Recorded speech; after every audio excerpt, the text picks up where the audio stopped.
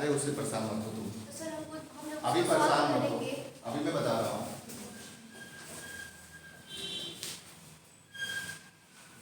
Book में ये लिखा है।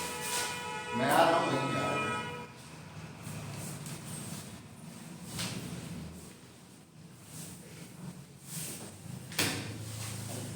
चलो हेडिंग डालो। सिंगुलर पॉइंट का डेफिनेशन मैंने लिखवाया था कि नहीं? पहले लिखो सिंगुलर पॉइंट।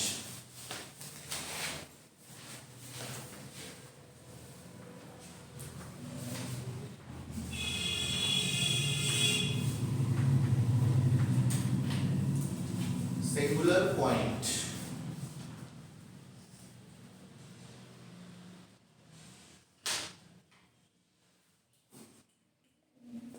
लिखो if mod fx tends to infinity for x is equal to c, then c is called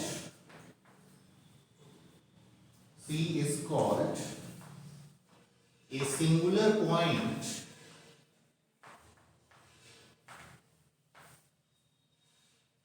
C is called singular point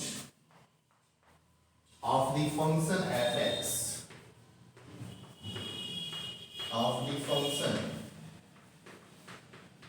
fx We say that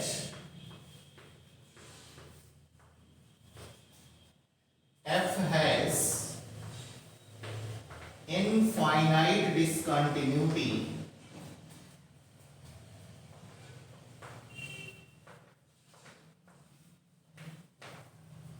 at x is equal to c.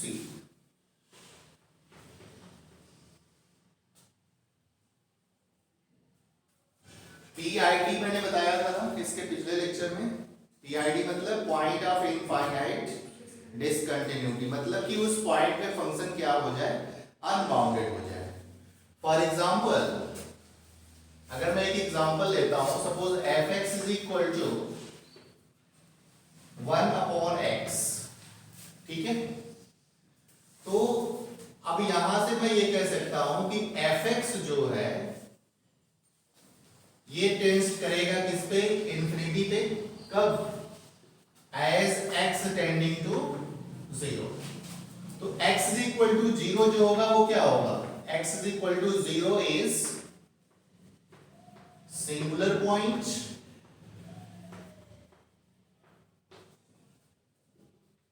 या दूसरे शब्दों में हम ये लिख सकते हैं fx has PID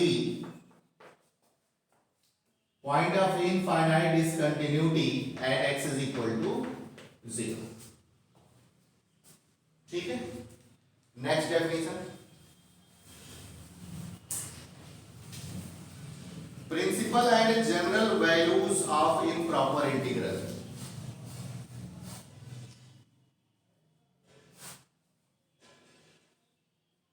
principal and general values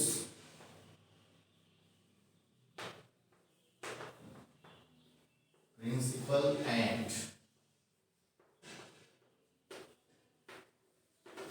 general values of improper integral।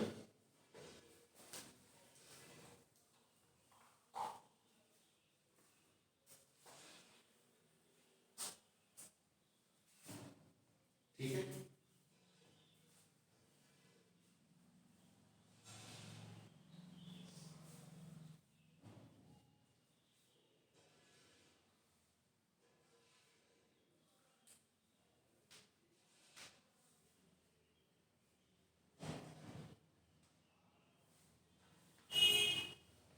लिखो suppose that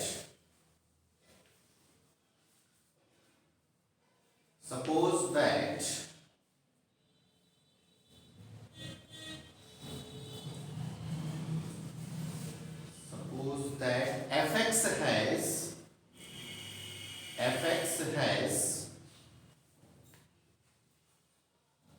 singular point,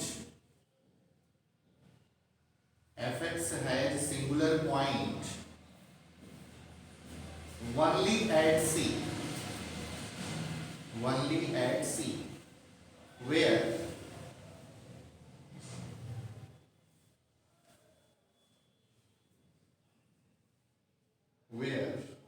a is less than c less than b, a is less than c less than b, that is fx is bounded at all points, fx is bounded at all points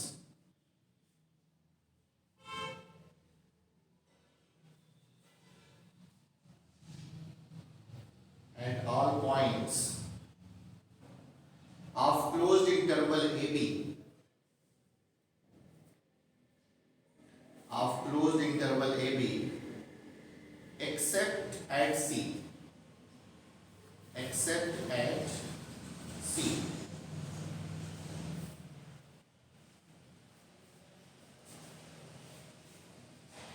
full stop.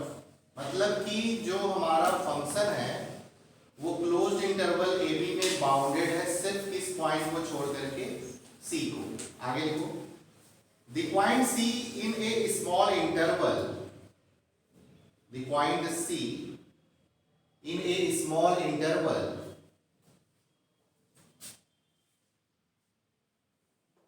c minus epsilon c plus delta, c minus epsilon c plus delta, where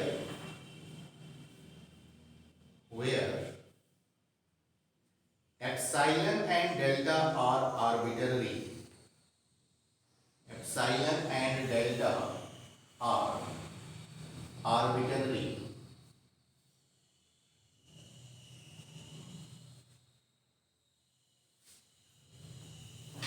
okay, and are independent to each other, and are independent to each other.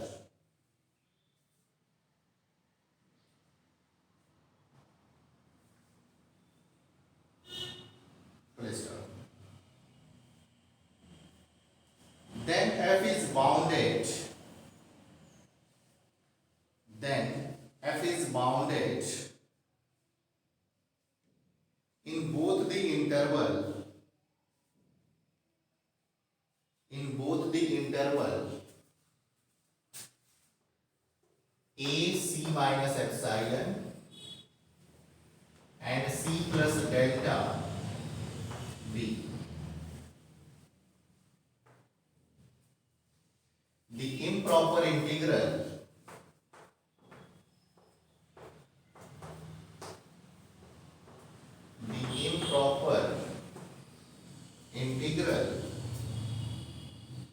over closed interval AB is defined as point of infinite discontinuity। क्या है point of infinite discontinuity? क्या है हमारे पास closed interval A B है जिसमें function क्या है bounded है सिर्फ किस पॉइंट को छोड़ करके सी को। तो जिस पॉइंट को हम छोड़ रहे हैं वही पॉइंट हमारा क्या है पॉइंट ऑफ इनफाइनाइट डिसकंटिन्यूटी, मतलब कि उस पॉइंट का फंक्शन कैसा है अनबाउंडेड है। ठीक है, तो कैसे डिफाइन करेंगे integral a to b fx dx is equal to integral, पहले मैं लिख लेता हूं, integral a to c fx dx plus c to b fx dx, या this is equal to limit epsilon tending to 0 a to c minus epsilon fx dx plus limit delta tending to 0 c plus delta b fx C minus epsilon and BC plus delta. ये सारी चीजें हालांकि मैं पिछले lecture में बता चुका हूं, मैं फिर से रिपीट कर रहा हूं, कोई दिक्कत? चलो आगे। अब देखो यहां पे प्रिंसिपल वैल्यू और जनरल वैल्यू की बात किया जा रहा है, ठीक है। इसको जब हम सॉल्व करेंगे, डेल्टा भी है और एप्सिलॉन भी है, इसको सॉल्व करने के बाद से जो वैल्यू आएगी वो वैल्यू कहलाएगी हमारी जनरल वैल्यू, ठीक है। सिंपली इसको जब सॉल्व करोगे, सॉल्व करने के बाद जो वैल्यू आएगी वो कहलाएगी जनरल वैल्यू। अगर आपने एप्सिलॉन और डेल्टा दोनों को इक्वल कर लिया, take epsilon is equal to delta, इसके बाद जो नया इंटीग्रल बनेगा उसको सॉल्व करने के बाद जो वैल्यू मिलेगा वो कहलाएगा हमारा प्रिंसिपल वैल्यू। सिर्फ दो बात, इसको सॉल्व करोगे जनरल वैल्यू, एप्सिलॉन को डेल्टा से रिप्लेस करोगे या डेल्टा को एप्सिलॉन से रिप्लेस करोगे, उसको सॉल्व करोगे तो प्रिंसिपल वैल्यू। तो नीचे एक लाइन लिखो,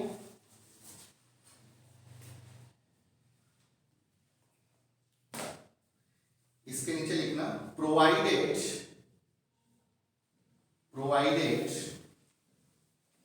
both the limit exist, provided both the limit exist,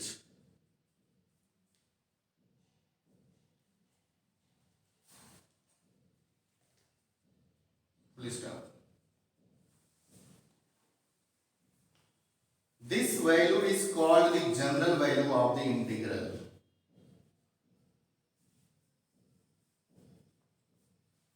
This value is called the general value of the integral.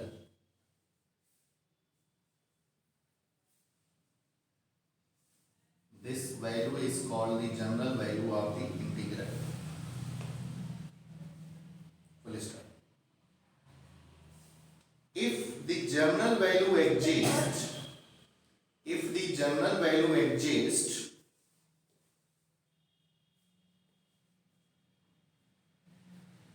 if the general value exists, then we say that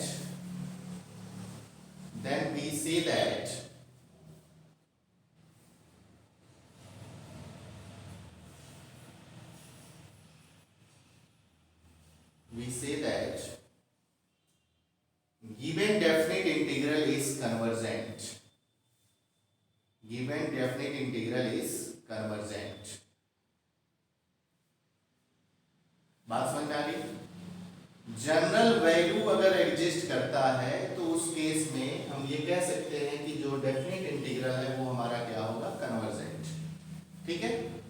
सिर्फ general value, और ये सारी चीजें मैंने आपको पिछले lecture में सब कुछ बता दिया था, बस मैंने नेम नहीं लिया था जनरल वैल्यू और प्रिंसिपल वैल्यू का, बाकी सब कुछ मैंने बता दिया था। तो नीचे एक लाइन और, if epsilon is equal to delta,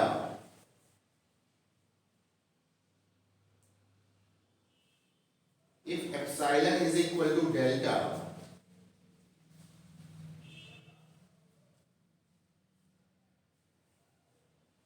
the value of the above limit,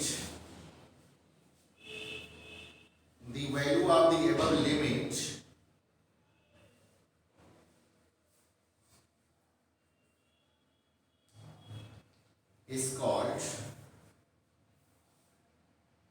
principal value of the integral, is called principal value of the integral.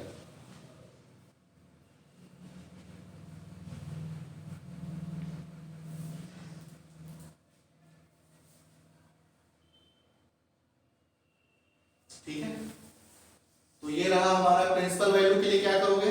Epsilon को डेल्टा से या डेल्टा की जगह पे एप्सिलॉन रख के सॉल्व करने के बाद से जो वैल्यू मिलेगी वो प्रिंसिपल वैल्यू कहलाएगी। और एप्सिलॉन और डेल्टा में जो यहाँ पे इंटीग्रल बना हुआ है, इसको सॉल्व करने के बाद से जो वैल्यू आएगी उसे हम जनरल वैल्यू कहेंगे। और जनरल वैल्यू अगर एग्जिस्ट करता है तो हम कहेंगे डेफिनेट इंटीग्रल कन्वर्जेंट है, अदरवाइज अगर एग्जिस्ट नहीं करता है तो डाइवर्जेंट होगा। ठीक है बात? तो आइए स्टार्ट करते हैं, दो बातें और लिख लो फिर आगे बढ़ते हैं।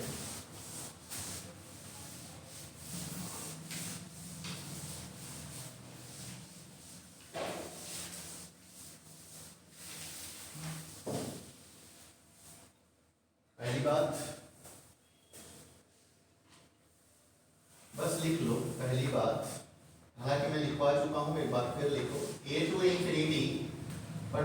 अंदाज में लिखना है। dx is equal to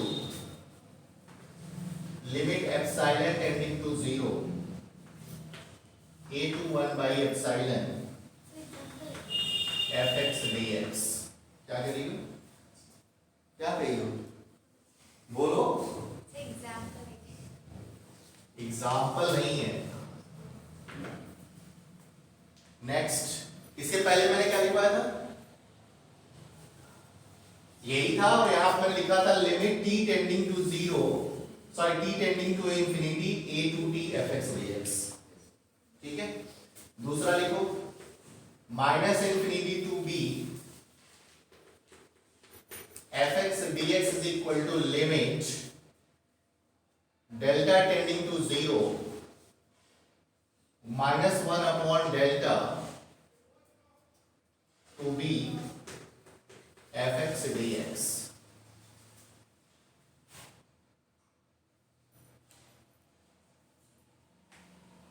next,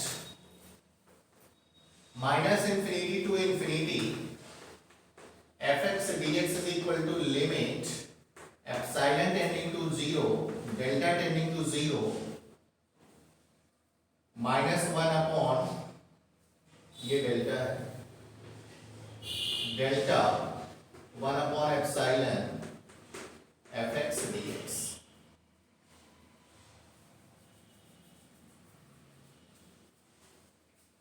ठीक है बात।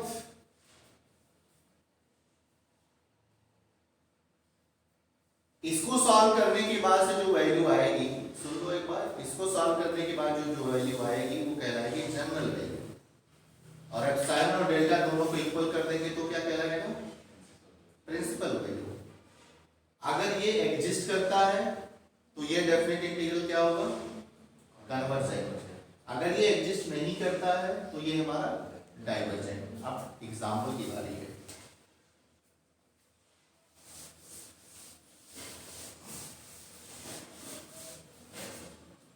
नहीं लिख पाएगा तुम लोग?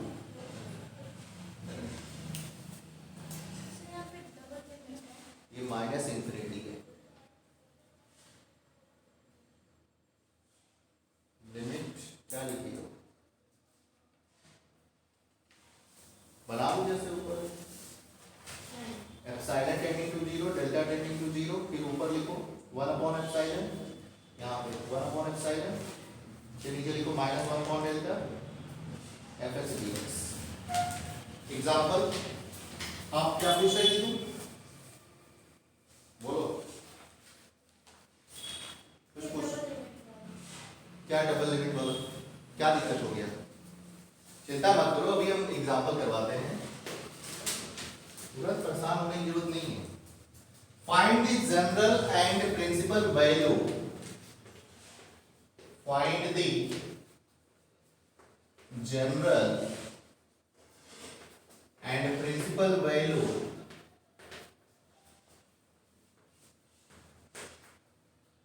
of the integral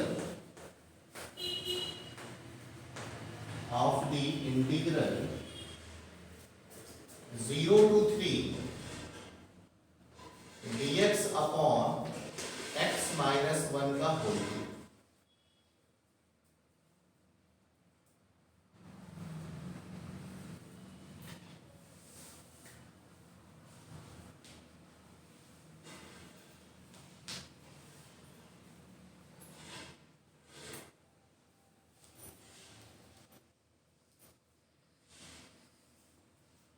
okay, question समझ में आ रहा है? पीआईडी बताओ क्या है? वन है, very good. Not principal ideal domain, ठीक है, पॉइंट ऑफ इनफाइनाइट डिसकंटिन्यूटी। तो here point of infinite discontinuity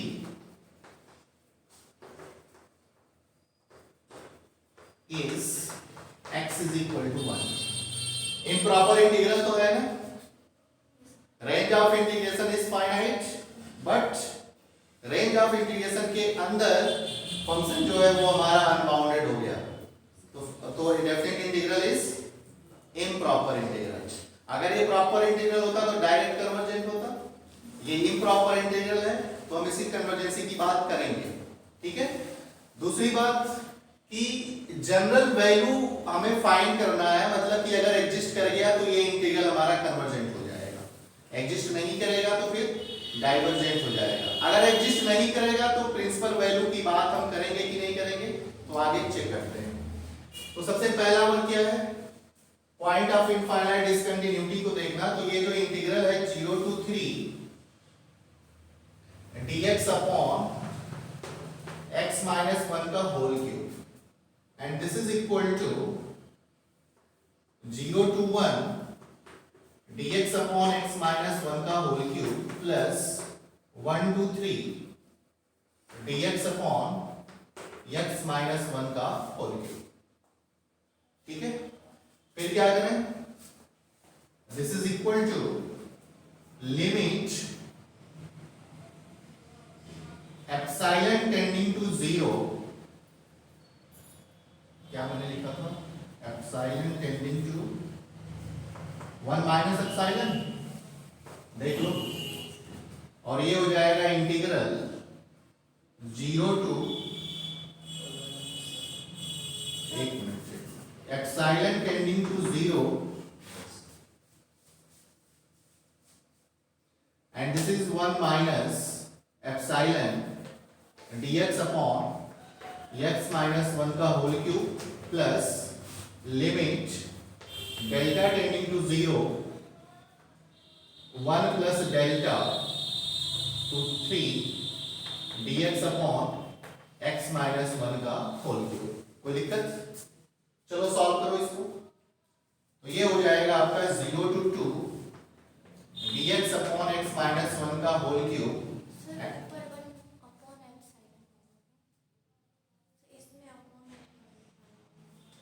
कहाँ पे,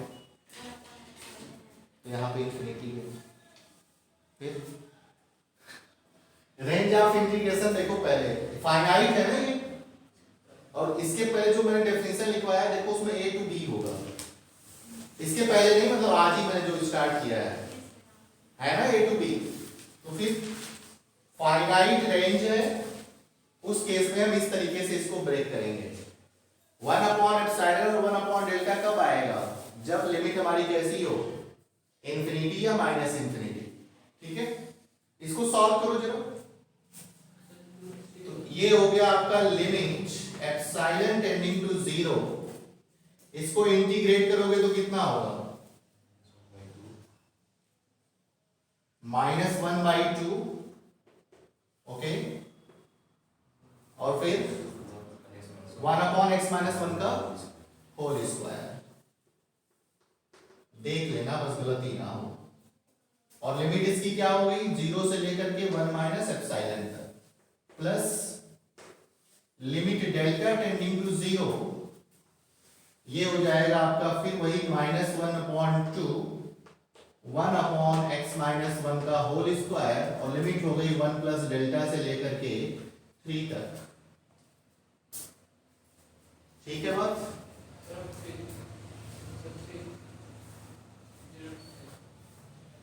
-1/2 को मैं बाहर कर लेता हूं, सबसे बाहर, और यहां पे मैं limit epsilon tending to 0, upper limit जरा रखो। तो अपर लिमिट रखेंगे तो क्या बनेगा, 1 माइनस एप्सिलॉन -1, नीचे बनेगा, इससे ये कैंसिल होगा, ये बनेगा माइनस एप्सिलॉन का स्क्वायर, तो क्या बन गया ये 1 अपॉन एप्सिलॉन स्क्वायर। ठीक है, और ये रखो, 0 रखेंगे तो क्या मिलेगा 1, तो -1। कोई दिक्कत, प्लस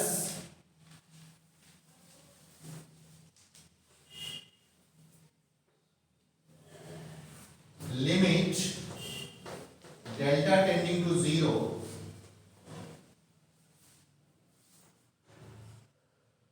में क्या बनेगा 1 अपॉन सॉरी अपर लिमिट रखोगे तो 3 माइनस 2 1/2 1/4 ये हो गया आपका 1/4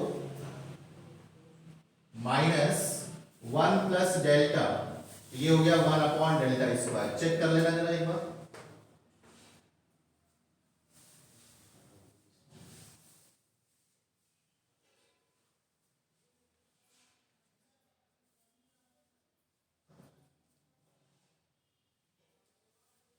ठीक है, कोई दिक्कत? अब जरा देखो, जब ये एप्सिलॉन 0 की तरफ जाएगा तो ये किधर जाएगा, ये किधर जाएगा इंफिनिटी, मतलब कि ये टोटल इंफिनिटी हो गया और वो क्या हो गया infinity. Limit delta tending to 0 के लिए infinity, so infinity minus infinity form बनेगा, बीच में कहीं माइनस आएगा क्या,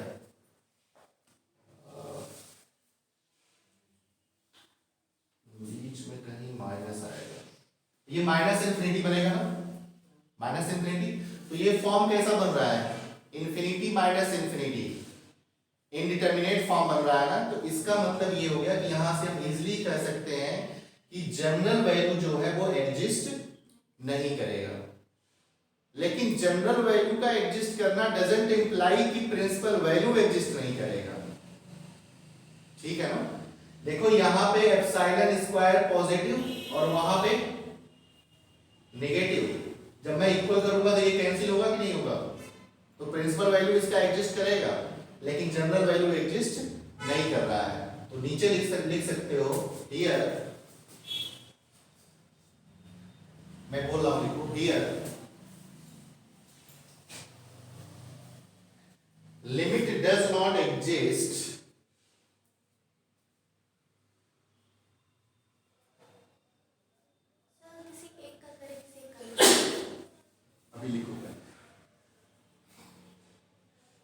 Here limit does not exist for it is of the form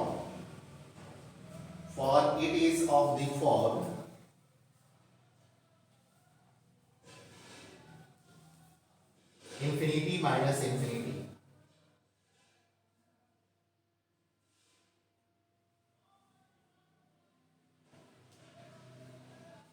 हो गया,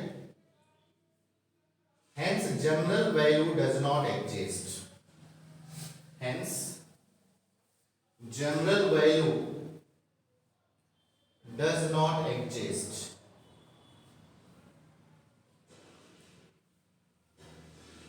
general value does not exist। ठीक है, मिटा दें।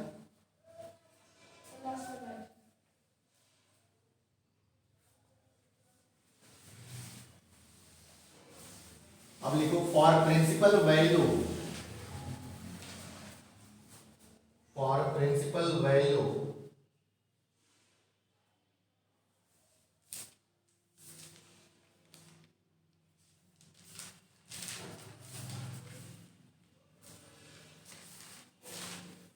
take epsilon is equal to delta, then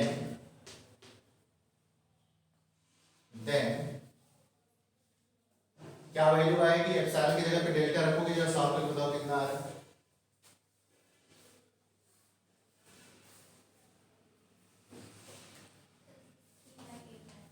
आ गया,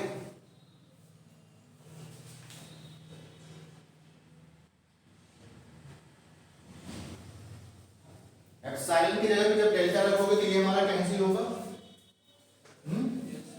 तो बचा क्या 1/2 और -1/8, 8 माइनस 2/16, तो 6/16, तो 2 3 6 2 बटे 16, कितना आ गया 3/8, तो आंसर इज 3/8। तो नीचे लिख लेना एप्सिलॉन इक्वल टू डेल्टा करने के बाद से ये इक्वेशन खुद ऐसे लिख लो, मैं लिख दे रहा हूं, then integral a to b integral 0 to 3 fx dx is equal to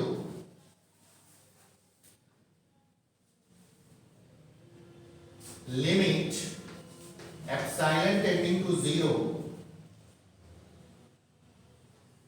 1 upon epsilon square minus 1 upon epsilon square plus 1 by 2 minus 1 by 8, and this is equal to 3 by 8.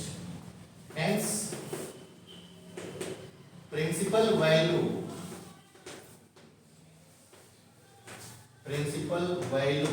exists and it is equal to 3 by 8.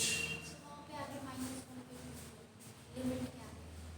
Sir limit epsilon ten चलो करो minus one by ठीक है, -1/2 और कुछ नहीं छूटा है। इतनी गलती मैं जानबूझ के करता हूँ, वो देख रहे हैं। ठीक है, चलो समय चल गया, ठीक है।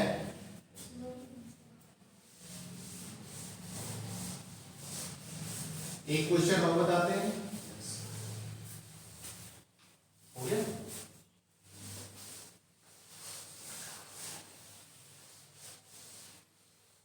Next question, find the general and principal value of the integral. Question है -1 to 1 dx upon x to the power 4।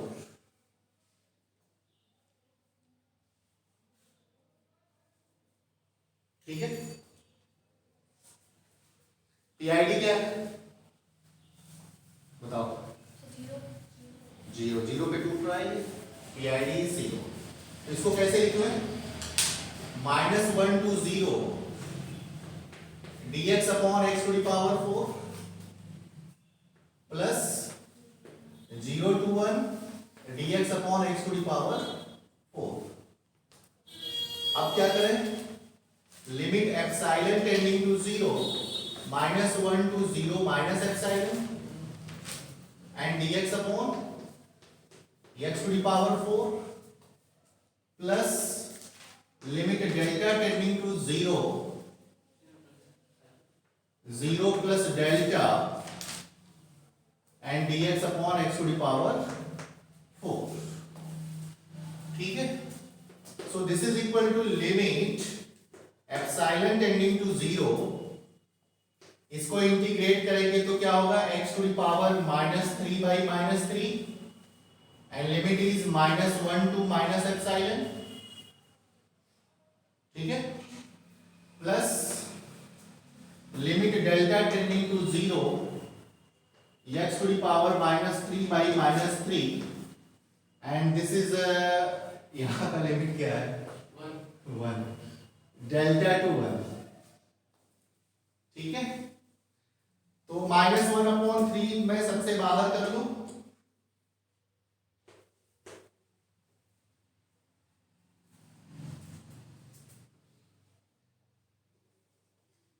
Limit epsilon tending to 0 1/x³ -1 to minus epsilon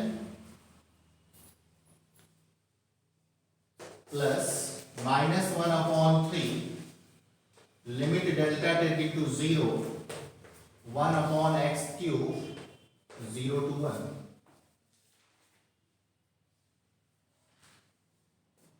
delta to 1 कौन डेल्टा टू 1। चलो solve करो देखो।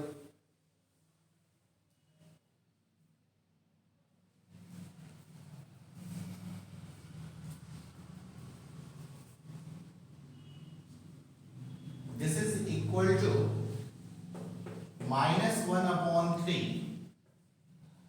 limit epsilon tending to 0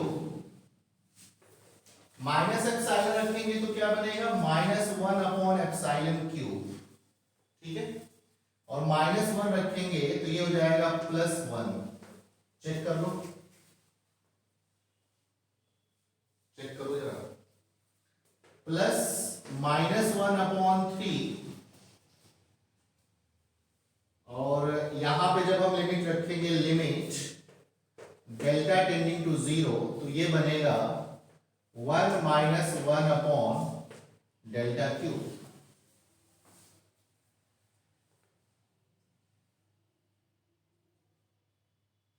ठीक है,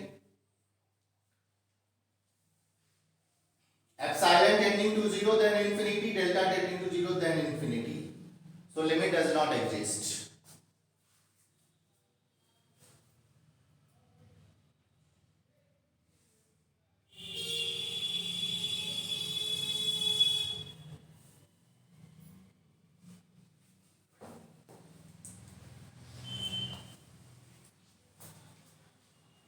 ठीक है ना, कोई दिक्कत? तो नीचे लिख लो, since this limit does not exist, since this limit does not exist,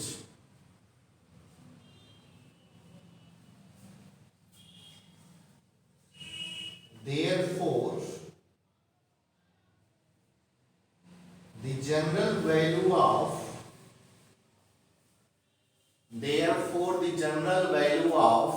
this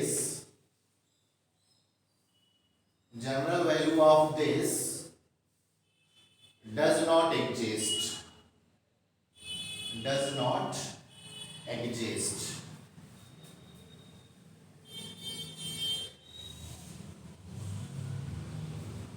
Does not exist.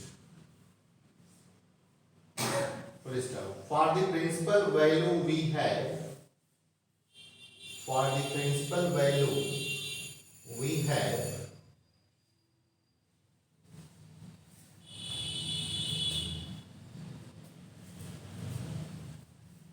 मिटा दें, for the principal value we have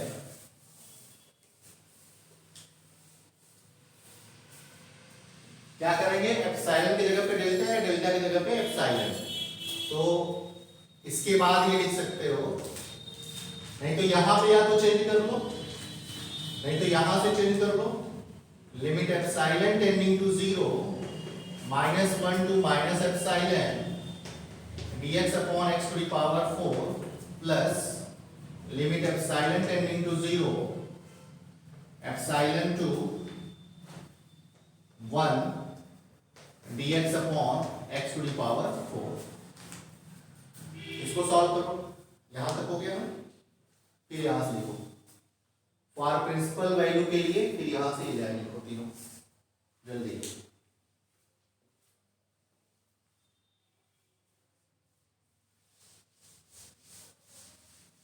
for principal value आगे लिख लेना epsilon is equal to delta या delta is equal to epsilon. Solve करो, देखो क्या आता है।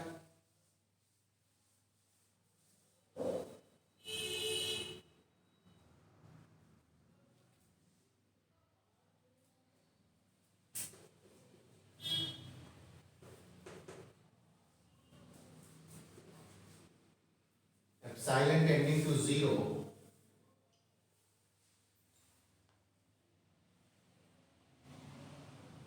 -1/3 1 upon x cube -1 to -epsilon plus -1/3 1 upon x cube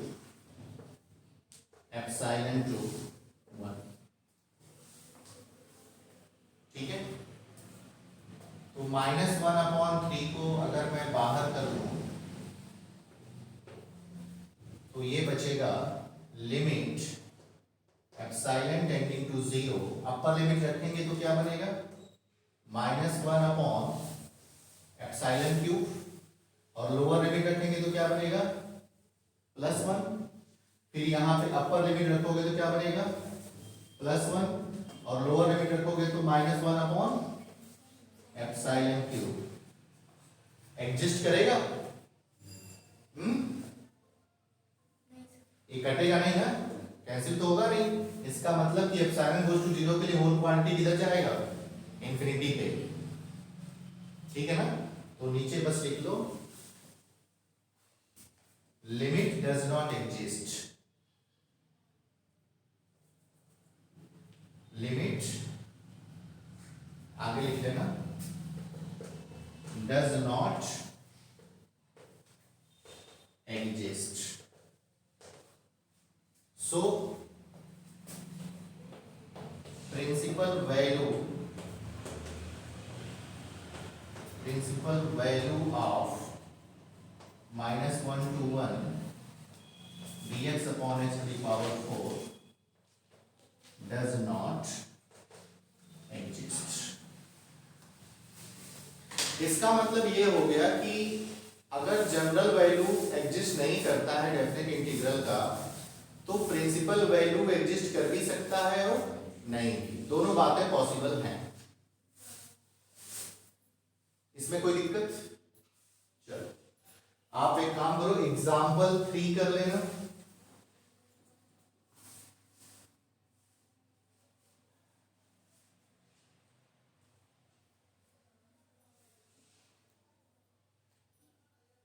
बता दें एक और या चलें आगे?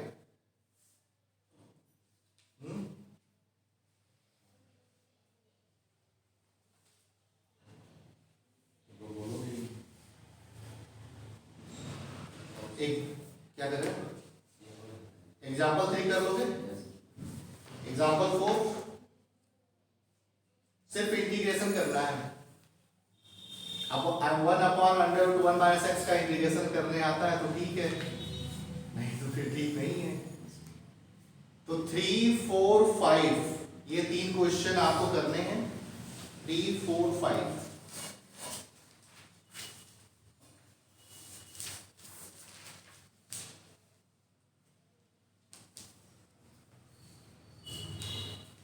और 6 भी। एक मैं बता देता हूं आपको जिसका लिमिट है इंफिनिटी करके है। ठीक है,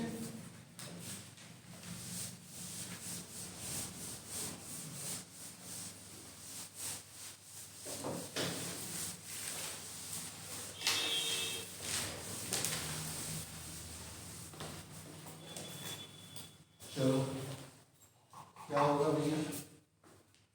इवैल्यूएट टाइम क्या होगा? Evaluate -∞ to ∞ dx upon 1 plus x square।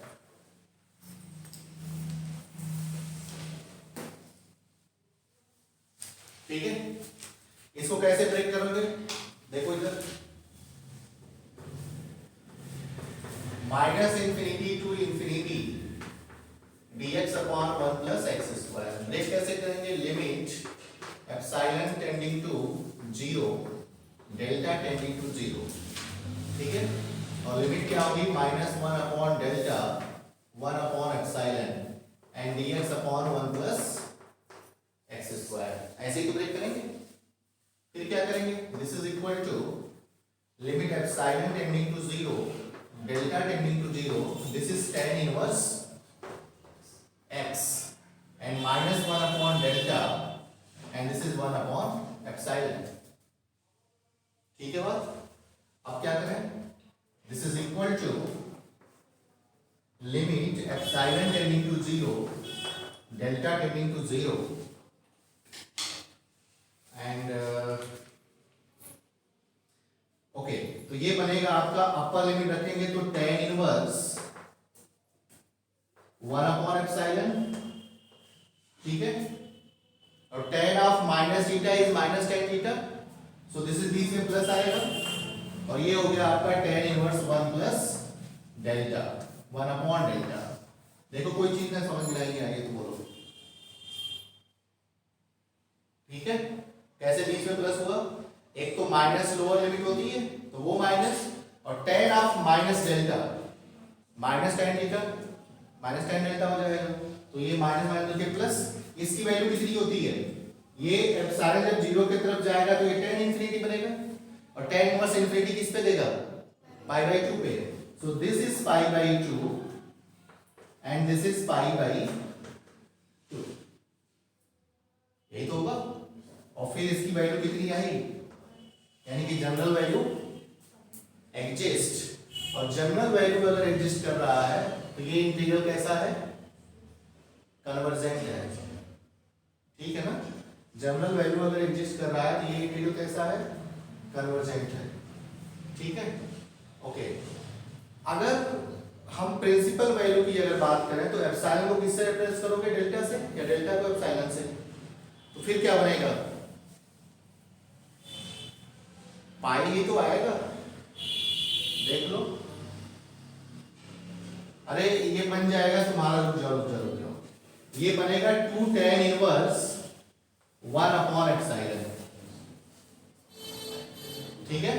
और ये किधर जाएगा, ये पाई बाई 2 देगा, तो 2 इंटू पाई बाई 2 कितना आया। तो प्रिंसिपल वैल्यू और जनरल वैल्यू दोनों एग्जिस्ट करेगा, ठीक है, समझ में आया।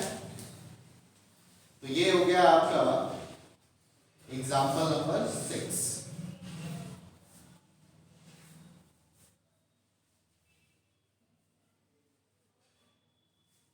एक क्वेश्चन और लिखो बेटा, क्या हुआ, तुम्हें कोई डाउट लग रहा है, सर वहाँ पे tan 1 by epsilon, sorry sir बीच में प्लस प्लस है, कौन सा प्लस, ये, अच्छा tan इनवर्स 1 अपॉन एप्सिलॉन होगा पहले, सर आगे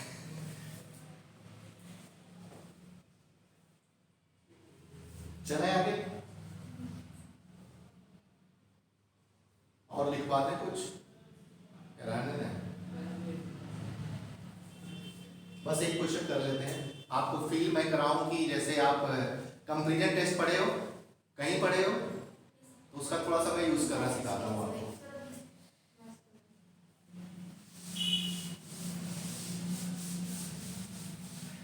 कठिन तो नहीं है ये, हैं? आसान है, आगे चलते हैं। क्वेश्चन है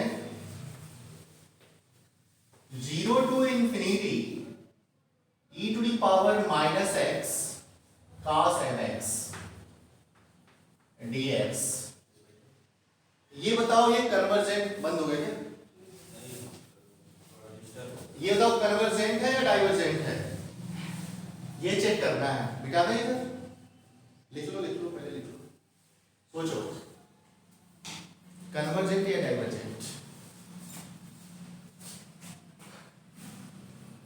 सर जब हम एप्सिलॉन और इसको डेल्टा को सेम करेंगे तो यहाँ पे एक ही लिमिट हो जाती है, हाँ सिर्फ एक ही लिमिट होगी, मैंने 2 लगा दिया क्या, एक ही होगी यहाँ पे, ये एक ही, सर जब इक्वल, अच्छा हाँ, जब प्रिंसिपल वैल्यू जब कैलकुलेट करेंगे तो यहाँ पे एक ही लिमिट बचेगी, ठीक है, यहाँ पे तो सही है। चला आगे, ये बताओ ये कन्वर्जेंट या डाइवर्जेंट, चीजें सब मालूम है तुम लोगों को, बताओ कैसे। चलो आज के लिए बस इतना ही, कल मिलते हैं।